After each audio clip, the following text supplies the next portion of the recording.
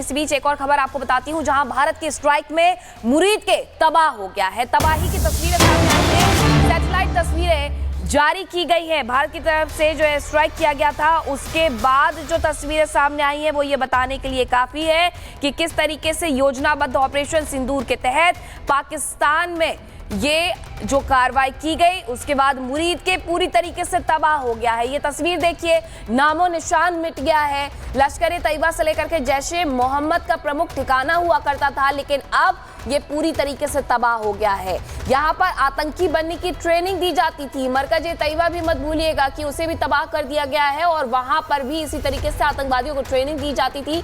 मुरीद के की तस्वीरें देखिए कि मरकज ए तैयबा में किस तरीके से यहाँ पर सैटेलाइट की जो तस्वीरें सामने आई हैं वो ये बता रही हैं कि नुकसान पहुंचाया गया है। लाहौर से करीब 33 किलोमीटर दूर है और लश्कर ए तैयबा का मुख्यालय है। अब ये पूरी तरीके से तबाह हो गया है। आतंकवादियों को यहाँ घुड़सवारी से लेकर के हर तरीके की ट्रेनिंग दी जाती थी। इस बीच एक और खबर आपको बताती हूँ, जहां भारत के स्ट्राइक में मुरीद के तबाह हो गया है। तबाही की तस्वीरें सामने आई हैं। सैटेलाइट तस्वीरें जारी की गई है। भारत की तरफ से जो है स्ट्राइक किया गया था, उसके बाद जो तस्वीरें सामने आई हैं वो ये बताने के लिए काफी है कि किस तरीके से योजनाबद्ध ऑपरेशन सिंदूर के तहत पाकिस्तान में ये जो कार्रवाई की गई, उसके बाद मुरीद के पूरी तरीके से तबाह हो गया है। ये तस्वीर देखिए, नामो निशान मिट गया है। लश्कर ए तैयबा से लेकर के जैश ए मोहम्मद का प्रमुख ठिकाना हुआ करता था, लेकिन अब ये पूरी तरीके से तबाह हो गया है। यहाँ पर आतंकी बनने की ट्रेनिंग दी जाती थी। मरकज ए तैयबा भी मत भूलिएगा कि उसे भी तबाह कर दिया गया है और वहां पर भी इसी तरीके से आतंकवादियों को ट्रेनिंग दी जाती थी। मुरीद के की तस्वीरें देखिए कि मरकज ए तैयबा में किस तरीके से यहाँ पर सैटेलाइट की जो तस्वीरें सामने आई हैं वो ये बता रही हैं कि नुकसान पहुंचाया गया है। लाहौर से करीब 33 किलोमीटर दूर है और लश्कर ए तैयबा का मुख्यालय है।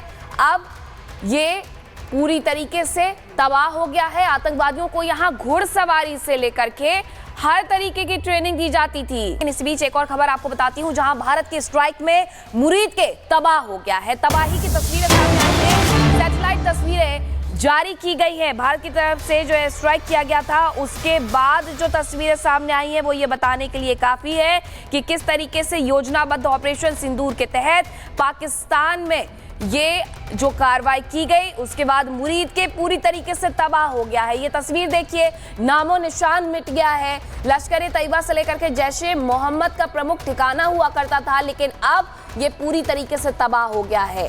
यहाँ पर आतंकी बनने की ट्रेनिंग दी जाती थी। मरकज ए तैयबा भी मत भूलिएगा कि उसे भी तबाह कर दिया गया है और वहां पर भी इसी तरीके से आतंकवादियों को ट्रेनिंग दी जाती थी। मुरीद के की तस्वीरें देखिए कि मरकज ए तैयबा में किस तरीके से यहाँ पर सैटेलाइट की जो तस्वीरें सामने आई हैं वो ये बता रही हैं कि नुकसान पहुंचाया गया है। लाहौर से करीब 33 किलोमीटर दूर है और लश्कर ए तैयबा का मुख्यालय है। अब ये पूरी तरीके से तबाह हो गया है। आतंकवादियों को यहाँ घुड़सवारी से लेकर के हर तरीके की ट्रेनिंग दी जाती थी। इस बीच एक और खबर आपको बताती हूँ, जहां भारत के स्ट्राइक में मुरीद के तबाह हो गया है। तबाही की तस्वीरें सामने आई हैं। सैटेलाइट तस्वीरें जारी की गई है। भारत की तरफ से जो है स्ट्राइक किया गया था, उसके बाद जो तस्वीरें सामने आई हैं वो ये बताने के लिए काफी है कि किस तरीके से योजनाबद्ध ऑपरेशन सिंदूर के तहत पाकिस्तान में ये जो कार्रवाई की गई, उसके बाद मुरीद के पूरी तरीके से तबाह हो गया है। ये तस्वीर देखिए, नामो निशान मिट गया है। लश्कर ए तैयबा से लेकर के जैश ए मोहम्मद का प्रमुख ठिकाना हुआ करता था, लेकिन अब ये पूरी तरीके से तबाह हो गया है।